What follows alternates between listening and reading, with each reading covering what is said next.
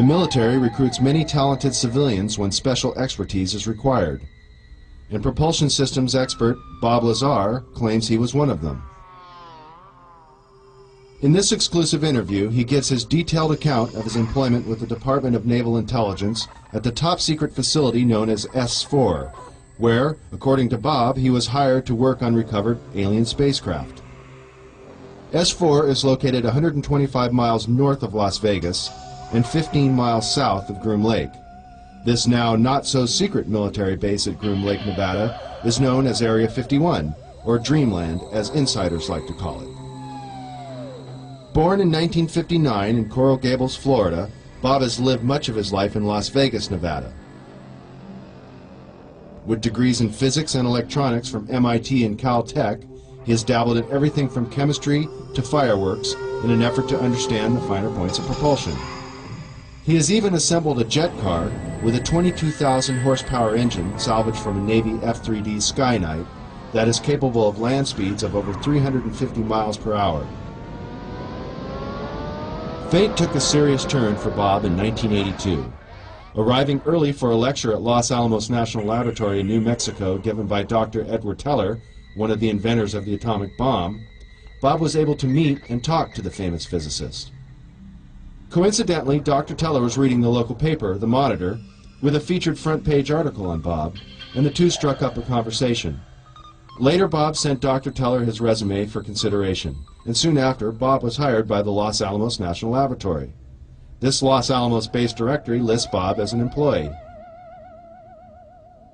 By 1989, Bob was brought into the top-secret program at S4 known as Project Galileo. In the following interview, Bob reveals many details of this amazing experience.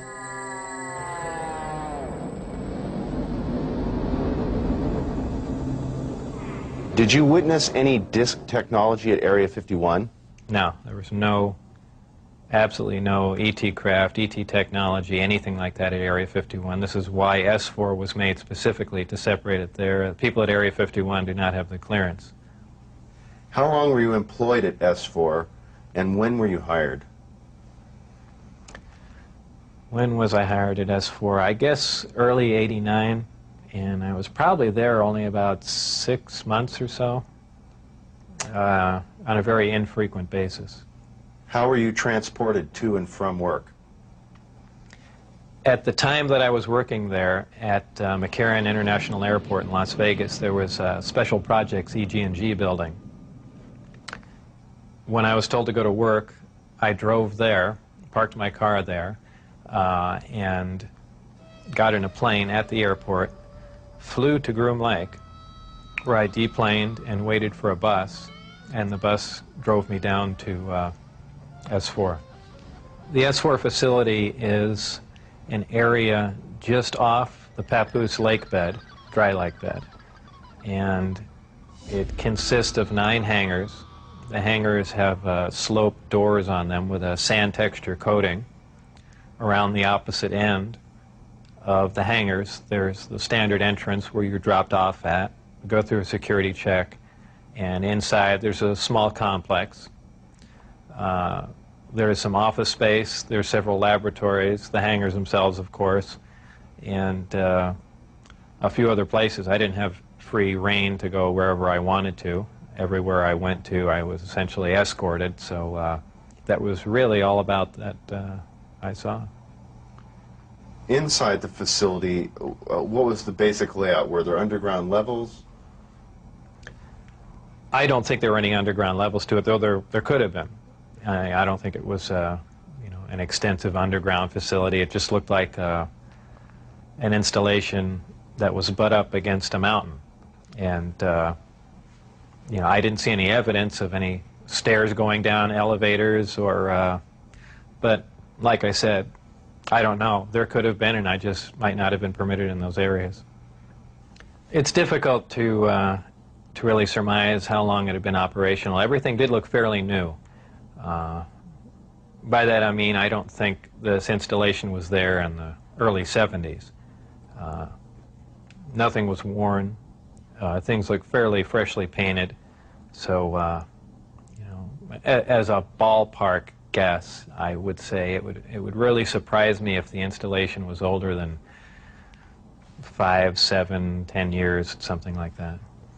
What agency is in charge of S4? Who controls the program?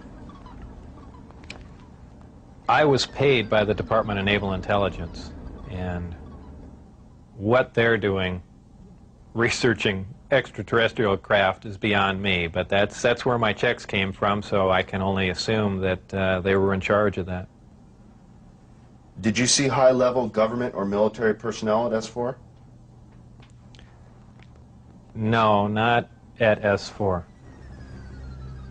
Anywhere in the overall facility at all? At Area 51, I believe I saw some military personnel, but you know, no one I can identify or rank or, you know. Is this research confined to the U.S. government, or did you see any international involvement? At one time, the Russians were involved, and supposedly there was some breakthrough made by our team, however this project was split up. And right after that happened, the Russians were no longer permitted on the facility at all. And you know, that's all I know about it. What was discovered, why they were kicked out, when they started working with us, is all unknown to me. You were hired to replace a scientist killed in the project. What exactly happened there? Allegedly, obviously, I didn't see this, and I don't know it to be fact, but this is what I was told, that I was hired to replace one of a couple people that were killed while working on one of the reactors from one of the crafts. Apparently, they, for whatever reason, cut open an operating reactor, and the device exploded, killing both of them. The scientists that were killed there, allegedly the detonation from the explosion was fairly large. It would have rivaled a small tactical nuke. So it was done at the Nevada test site, and it was to be passed off as an unannounced nuclear test. Did you have any direct contact or communication with aliens? No, not at all. Tell us about the briefing files. Under what conditions did you gain access to them? I was put into the briefing room with 121 or 22 briefings, and really was just told to sit and read through them. I think they were there just to mainly educate me on what was going on. They weren't a complete in-depth explanation on everything else, but just essentially a brief synopsis on some of the other projects that were going on there.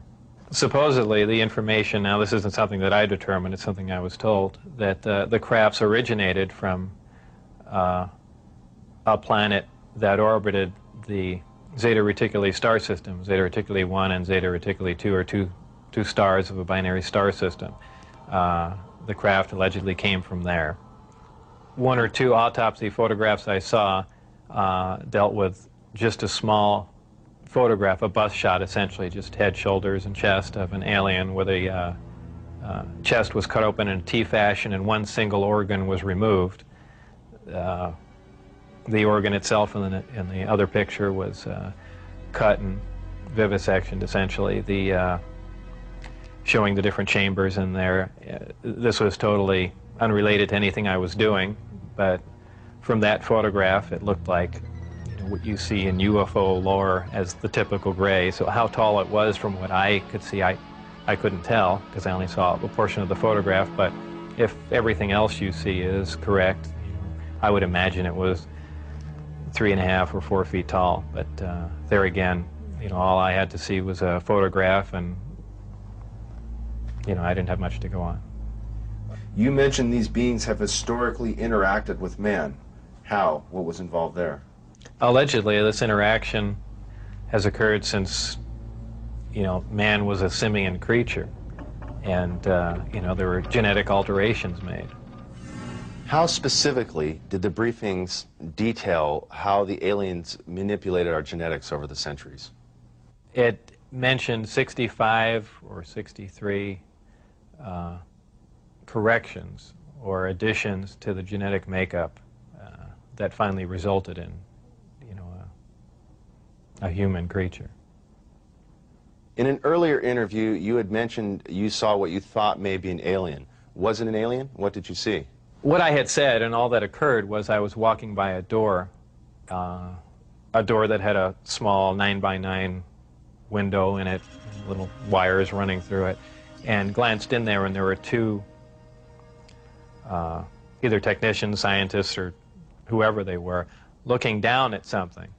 And what that something was caught my eye, and I never really did see what it was. A lot of people have asserted, well, there was an alien, and there are aliens working around there, and so on and so forth. I mean, I don't think that was the case. But who knows? I was, you know, you're seeing all these fantastic things, and your mind gets going, and, you know, you catch something out of the corner of your eye. Who knows what your mind's going to come up with? So I certainly wouldn't stand on that as fact by any means.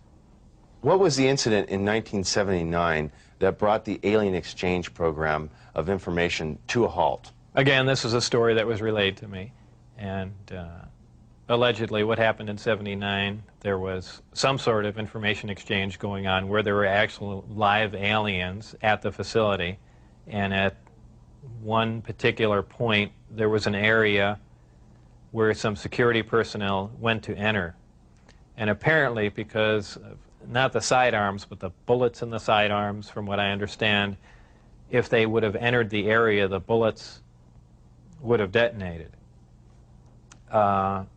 And supposedly one of the creatures tried to stop the security personnel from entering the area, and a fight ensued. And the bottom line from the altercation was that the security personnel, I don't remember how many were involved, but were all killed, and they died of head wounds, and that's all that I heard of that story.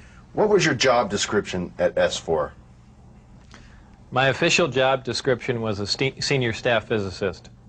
I don't know if I actually had that position when I was there, because I was there so infrequently. I wasn't supervising anyone, so that was the official position I was hired under. But whether or not I actually acted in that capacity, I don't know. What was the size of the staff working on Project Galileo? Well, there were 22 people employed there totally. And that was specifically for the Galileo project? No, for the entire project. Oh, I see. There were 22 people with majestic clearance. I had majestic clearance. Majestic clearance was designated as clearance 38 levels above Q clearance, and Q clearance is the civilian top secret clearance. When did you see your first disc? The first disc I saw, I believe it was the second, or I think it was the third time I was up there. Normally the bus pulled around to the opposite end of the facility, which was the main entrance, and that's where we went in. On this particular occasion, it pulled up to one of the hangar doors, which were normally closed, and the last one was open. We came out, and I saw the disc in the hangar. Upon seeing it, it struck me that, well, this explains all the UFO sightings, not thinking that it was an extraterrestrial craft, that this must have been some advanced form of fighter that we've been working on for years, and, you know, people have just caught it being tested, so on and so forth. And it never even occurred to me, even though I was looking at an extraterrestrial vehicle, that, you know, this wasn't man-made. When did you realize the craft was not of earthly origin? Well, it probably really hit me when I got inside the craft and looked around and began to understand how the craft was operated, and finally grasped the whole project as a whole, as what we were doing, the fact that we weren't building this thing, we were trying to find out how it was made. We were back engineering it. What is back engineering? Well, back engineering is taking a finished product and finding out how the device or product was produced, and essentially determining whether or not you can duplicate it. Now, scientists aside, what was your emotional response? What were you thinking were the implications to the world or man in general from these revelations? I really didn't think about implications of that sort. As far as emotionally, people have asserted that, boy, that must have been the most exciting time in your life, and That's not the way it was. When I first got to look inside the craft, all I can say, it's an ominous feeling. You walk in there and it feels as if you shouldn't be there. I know that sounds kind of corny, but it's a real ominous feeling. It's not an exciting feeling. It brings up a whole lot of questions in your mind. Well, where did this come from? And you know that they won't give you the answers to the whole story, but it's that's the only way I can describe it. How many craft are housed at S4, and are they in fact all dish-shaped? There are 9, and their shapes vary. I only got to do a close inspection on one of them. The others I just briefly saw, and they pretty much varied. I give everything nicknames there. The one I worked on was kind of sleek looking, and I gave it the name of the sport model. There was one that looked like a Jell-O mold. There was one that looked like a top hat. There was a disc that was turned up on its side, and it had a large projectile hole with the metal bent outwards on it. I can only surmise they were testing it to see if a projectile could penetrate it. Of course, it's just a guess on my part. But for the most part, they were pretty varied. How many times did you enter the disc, or did you only enter the sport model? I only entered the sport model. The other ones I wasn't allowed to loiter around, to go near, really even to look at. I just, at one point, walking through the hangar doors, all the bay doors between all the hangars were open, and I got a glimpse all the way down, of the whole corridor, but that was the only time it was ever open. Tell us about the lower level of the craft, where the gravity generators are located. The lower level of the craft, the floor itself is hexagonal, little hexagonal squares, and the hatch, or if you want to call it a hatch, the access way to get in there, is an ingenious little assembly. It's a honeycomb structure, and if you put your fingers in one end of the honeycomb and push, all the honeycombs will collapse in on each other, making a hole. It's kind of a neat doorway, something that we could, use. I don't know what for, but I mean, it's something that I haven't seen before, and it's kind of a novel idea, but a very efficient, lightweight, very strong access way. I had to hang upside down in there to see the lower level, essentially, and there were 3 large gravity amplifiers. These devices looked like about a 2-foot diameter, 4-foot long piece of pipe hanging by a smaller piece of pipe from the level above, and they can be independently positioned, and that's what emits the gravitational waves that propel the craft. The second level was the only other level that I was on. It was the main level that contained the reactor, where the seating was, the gravity amplifiers themselves, though we also called the devices that hung down on the lower level the gravity amplifiers, because they were really one and the same. They were probably the wave guides or horns, if you want to relate that to microwaves. And really, that's about it. That's all that was on that level. So it's assumed this was not made for a human pilot. It would be extremely inconvenient for a human pilot. Humans really can't even function in there because of the ceiling clearance. The seats were so tiny. It was obviously made for a creature much smaller than a human. How does the craft achieve lift? It produces a gravity wave, which is similar to the gravity wave that the Earth produces. However, the craft phase shifts the wave. In other words, it turns the wave not really in an opposite polarity, but something to that effect, where it will work against the natural gravity wave of the Earth, and it produces a lift in that effect. Is there any internal protection for the crew? Does the craft generate a gravitational field inside the craft itself?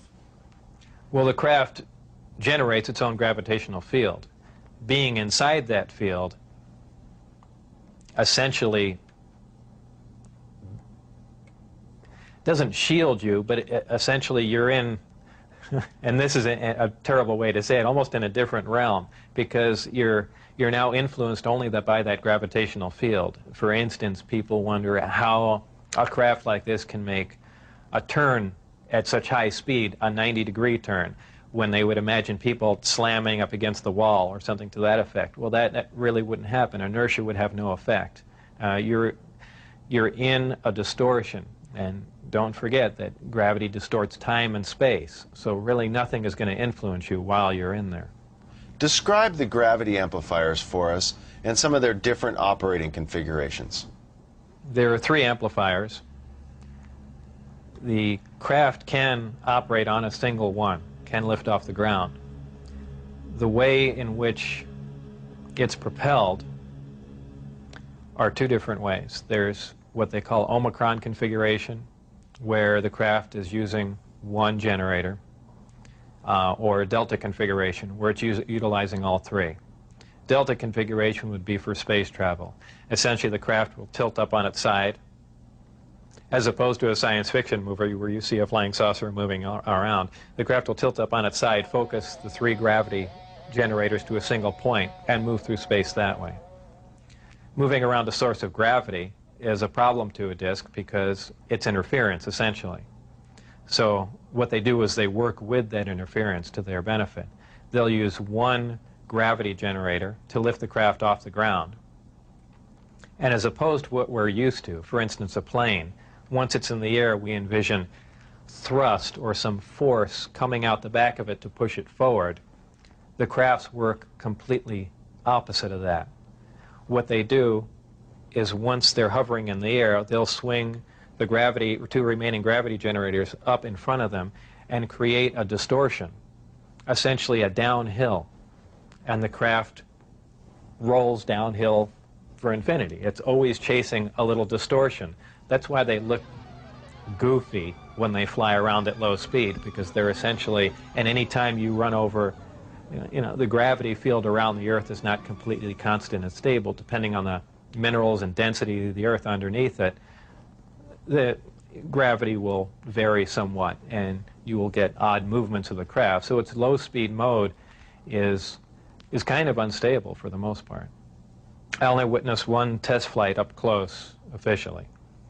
That I was just inside the hangar. The test was going up probably, just as the sun was going down, and it was a low-performance test. I believe there were some pilots or test pilots in the craft. The craft must have been retrofitted to fit them, because the seating arrangements were really not accommodating. They were in radio communication with the craft, which is kind of surprising to me, because the gravity waves that the craft was producing should have distorted the radio waves also. So apparently there's something there that I don't understand. The craft lifted off the ground, virtually noiseless, other than a small corona discharge on the bottom of the craft, indicating the presence of high voltage. That dissipated at about 30 feet, and it stood there completely silently, and moved over to the left and to the right, and sat back down. That was the entire test.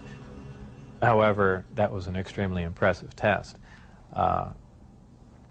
Maybe to someone that really knows little about science or anything, that wouldn't be a whole lot, but you have to realize this craft was about 52 feet in diameter.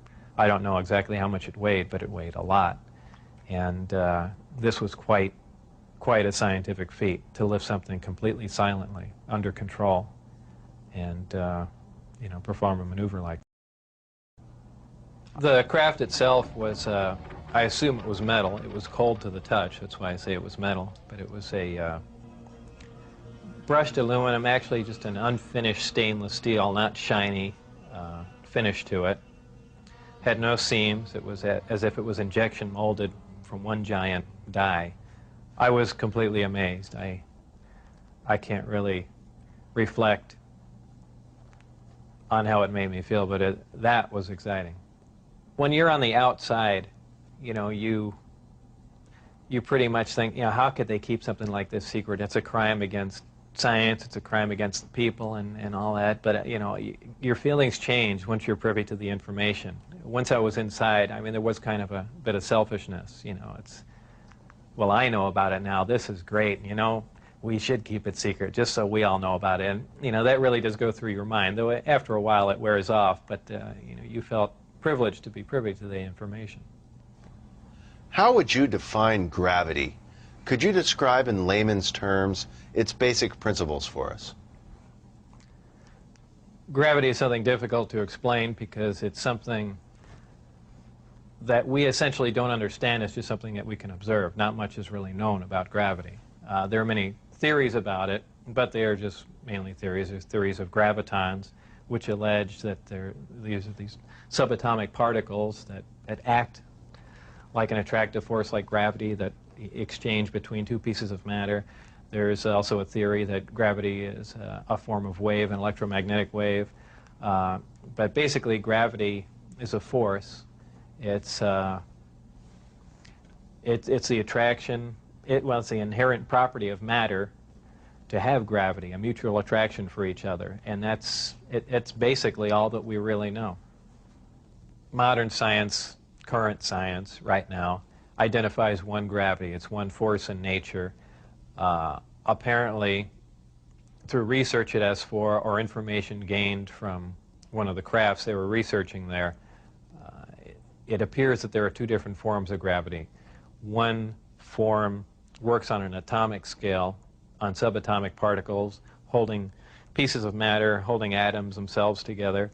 Another works on a larger scale, the scale we're most familiar with, holding planets in orbit, holding ourselves to the ground, things of that sort.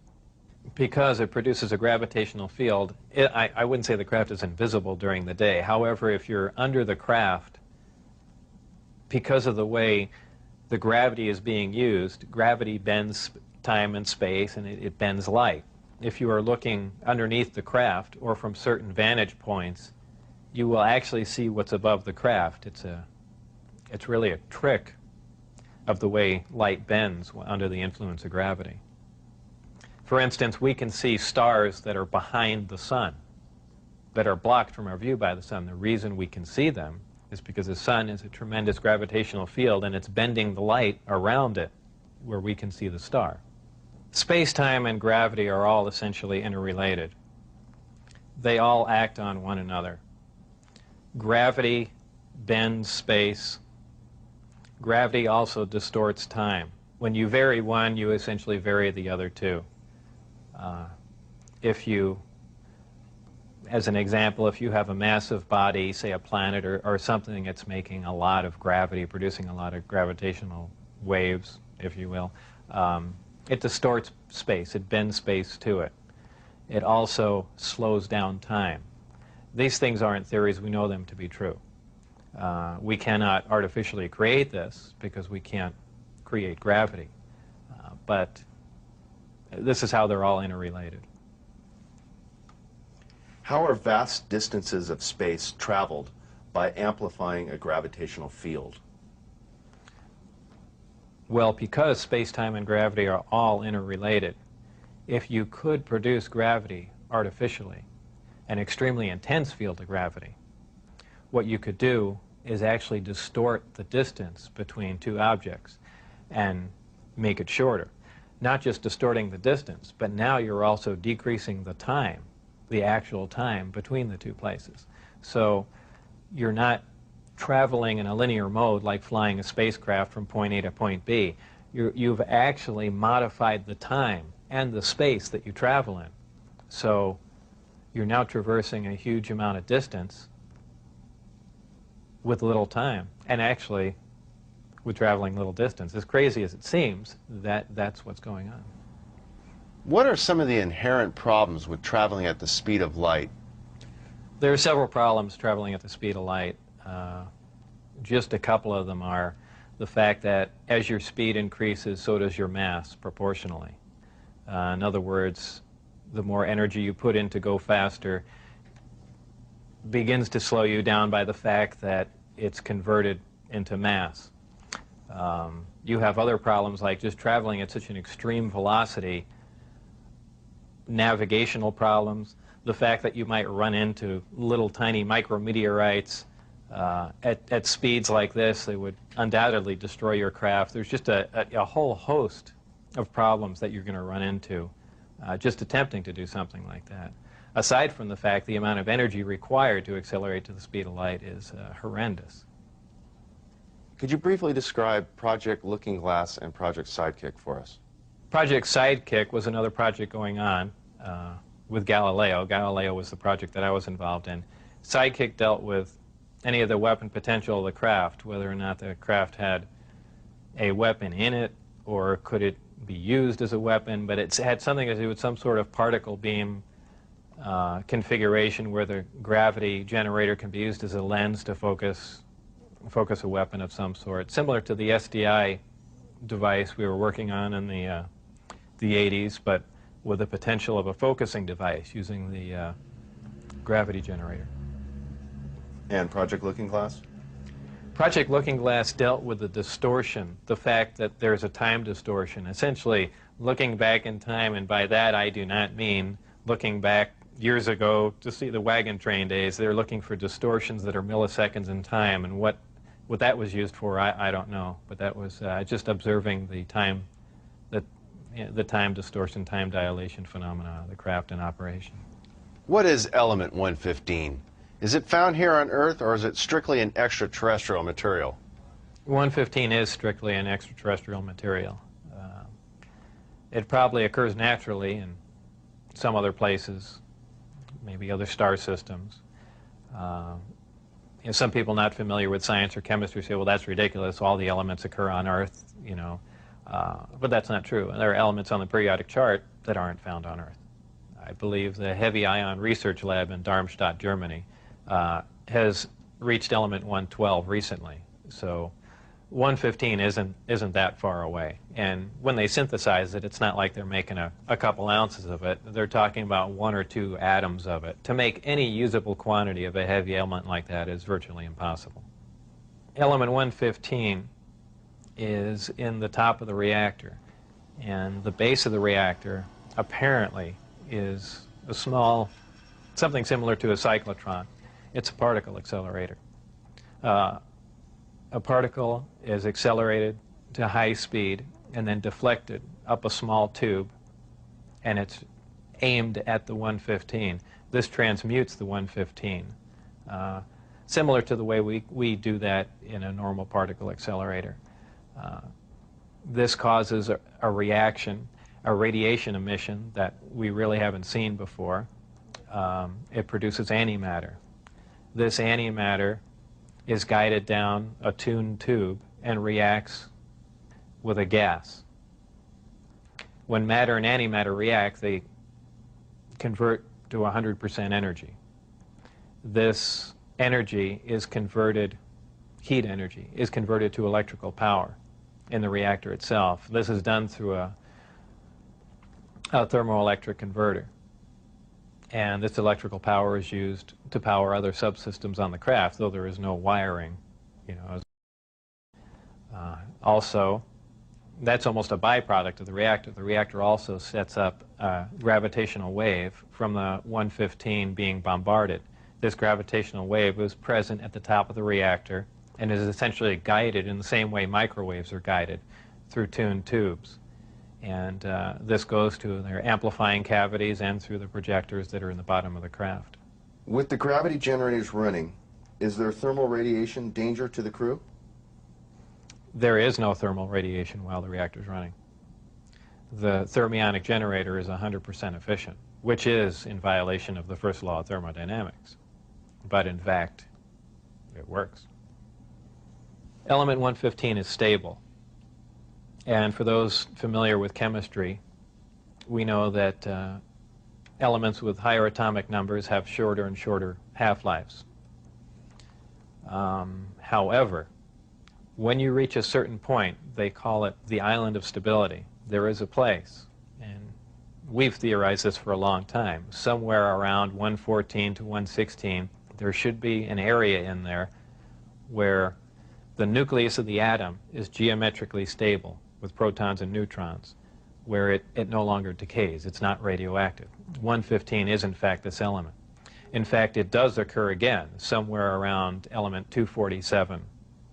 Of course, we're nowhere near synthesizing that. We can only predict things like that. But that's where 115 is. Did they, the aliens, give us element 115 in large quantities? Whether or not it was given to us, I can't answer that question. However, I was told that we have 500 pounds by one of my co-workers.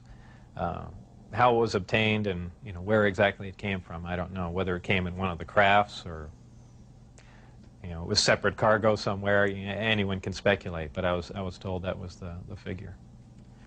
You were able to get away with a sample of element 115. How much did you get away with? No comment. You witnessed several nighttime test flights unofficially while off the base. What did you see? The test flights I saw off the base, actually the best test flight was witnessed by my friends who I had brought out there. At the exact moment the craft was hopping around and doing some really impressive maneuvers, I had turned around and I think was looking for the video camera or something to that effect. But I missed some of the most impressive maneuvers. But the craft was similar to what was done before that I had seen close up, other than the fact that it went above the mountain range, moved a much greater distance at a much higher rate of speed. How were you able to find out about the test flight schedules? The test flight schedules were told to me, specifically because I was probably going to have to be present during those times. And at that time, the test flights were taking place on Wednesday nights. And from what they said, that was because that was statistically the least amount of traffic in the area. And that's all that they were concerned about. Does the propulsion system release any sort of discharge or exhaust? There was a high voltage discharge on the bottom of the craft, but as far as there being an exhaust, there was none. Why did they appear as glowing balls of light in the night sky? Well, that's kind of the same reason why a neon light or a fluorescent light lights up. What you're dealing with is a high energy source in essentially a gas atmosphere, oxygen, nitrogen. And when you apply enough energy to a gas molecule, they emit photons, they emit light. And I don't think it's anything, it's really a byproduct of how the craft operates. When it's emitting that much energy, the gas surrounding the craft emits light, the same reason why lightning is visible. You have a huge electrical discharge, and the gas emits light in the form of lightning bolt. If you were going to see one of these crafts at night operating, it would appear really as a glowing ball or just a bright light in the sky from a distance. Even close up, you'd see a glowing halo around it. This is typically what you'd see in your normal UFO sighting, if you've heard them a lot. However, keep in mind that lights in the sky are caused by much more common things than flying saucers. Tell us a little more about the aurora you witnessed taking off out of Area 51. When I was leaving the Area 51 facility heading down to S4, there was a tremendous roar, and I have described it as the sound like the sky was tearing. And I couldn't see out the windows of the bus. All I can see out was the very front. And as we came by, I asked Dennis, who was my supervisor and on the bus at that time, what that was. He said it was an Aurora, a high-altitude research plane. And it was a large craft, and the one glimpse I got of it was from the rear, and it had two huge square exhausts with vanes in them. And it was just, it sounded more like a rocket than a jet. I don't know. I even think he did mention that it was liquid methane powered, but there again, working on the disk technology, I really could care less what was rolling around at Area 51, but it did catch my eye. As a result of going public, have there been any attempts made on your life? One day when I was getting on Interstate 15, driving down Charleston Boulevard, a car came up alongside of me, and I thought he was just trying to race me to get on the freeway. This was after I had left the project. It was a white, boxy-looking car. Exactly what make and model, I don't know.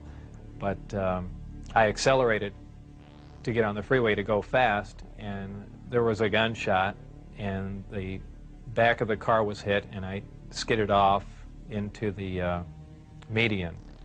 And I stopped, and I was frightened, and I just stood there because I thought the guy was going to be alongside of me and just shoot me. I had nothing to do. I was essentially paralyzed with fear, and I waited there, and then nothing else happened. And do I know it was a government agent trying to kill me? No. Could it have been a drive-by shooting? Maybe. You know, so yeah. It was an attempt on my life, but by who specifically, I don't know. Though I was threatened before I had left, that they threatened my wife's life and my life, so I can only put two and two together and say that they were kind of pissed at me. In an earlier interview, you had mentioned that they had put a gun to your head. Tell us about that.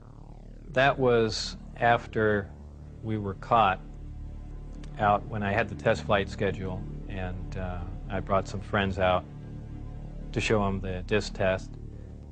We got caught out there, and the following day I was debriefed down at Indian Springs Air Force Base. And I was in the room with the security guards that caught us, my supervisor and some other people, and some of the security personnel. Yeah, they were essentially grilling me about security and, you know, how could I possibly bring people out there, and I guess I wasn't as responsive as they would like, and they got in my face, and one of them pulled a sidearm out, you know, just pushed. Have you maintained any contacts with your colleagues out at S4? No, I never heard from anyone other than for a very brief time after I left. Dennis, who was my supervisor, did try and make contact with me at the meeting place was the Union Plaza Hotel, and I took a friend of mine, Gene Huff, down there, and another friend, a former colleague and scientist from Los Alamos, and we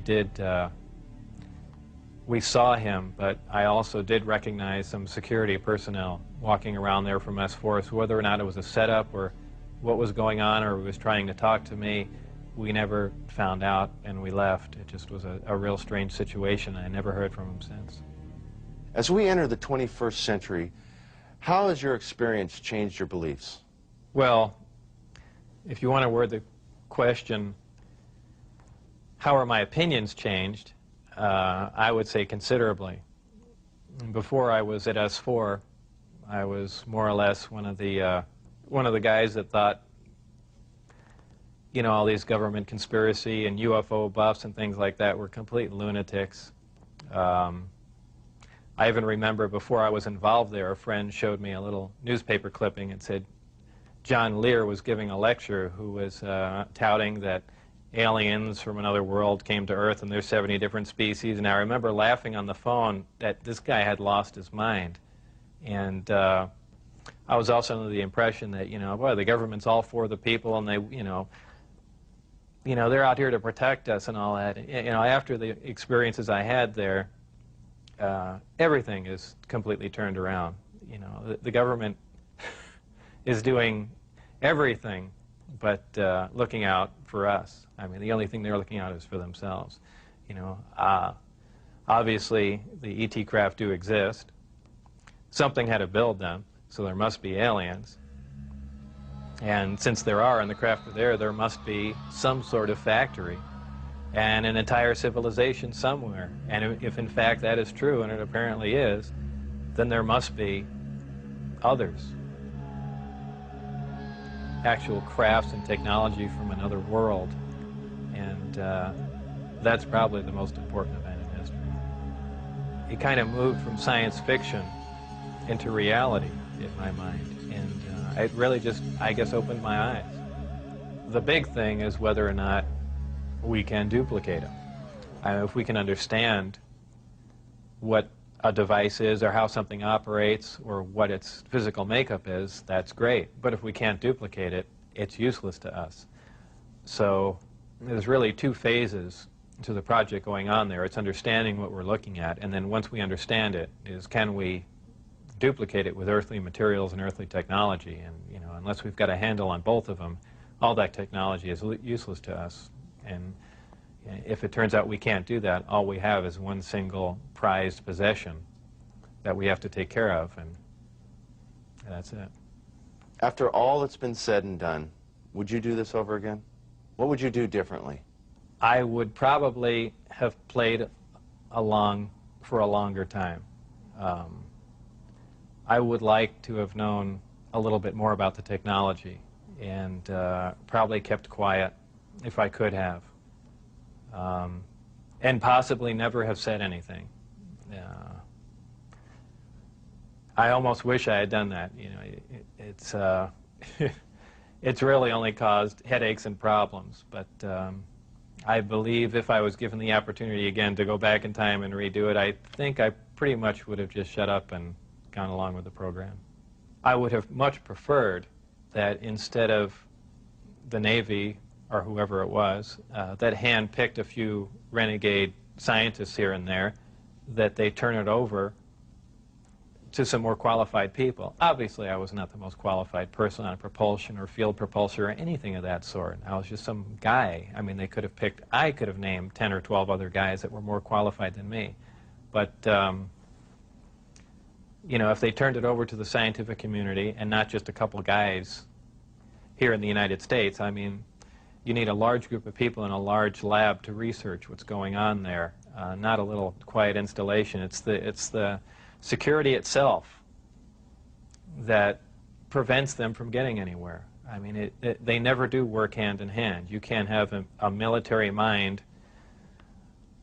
Science itself must communicate. You have to have a free exchange of ideas. That's how things progress. And when you clamp down on a security system like that, where you work in isolated groups and ideas cannot be exchanged, you don't get anywhere, and that's the problem they have. What does the future hold for Bob Lazar? Well, I'm not really involved in any of that stuff anymore. That's kind of put behind me. I have my own businesses that I work at, some computer graphics, some consultation, other technical jobs, radiation detectors, and a few other things like that. So really, I just go about my life, and that's, you know, something that happened that was fantastic, and it's over, but it's kind of hard to shake it loose. But eventually I will, and that'll be that. I think all the surveillance and everything stopped. I don't think anyone's bothering to monitor me. I've said everything that I know. It's been all over the place, so it's kind of a done deal. As far as whether or not there are any craft out there, I believe, you know, they were out and gone in probably the late '89, early '90, and the only thing people see now out there are, you know, either flares or planes coming into land, but that's about it. Did you have an interest in flying saucers or science fiction in general as a child? I was never interested in flying saucers as a child. Science fiction, you know, I watched Star Trek, I guess, with everyone else back then, but for the most part, you know, I didn't even believe in flying saucers up until I was employed at S4.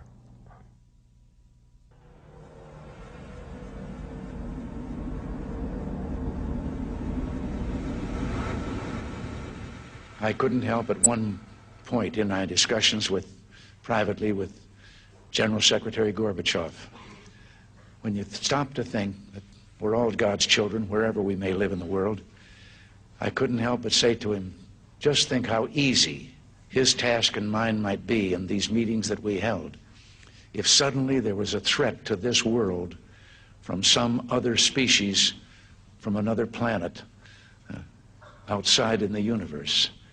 We'd forget all the little local differences that we have between our countries, and we would find out once and for all that we really are all human beings here on this earth together. Well, I don't suppose we can wait for some alien race to come down and threaten us, but I think that between us we can bring about that realization. Thank you all. God bless you all.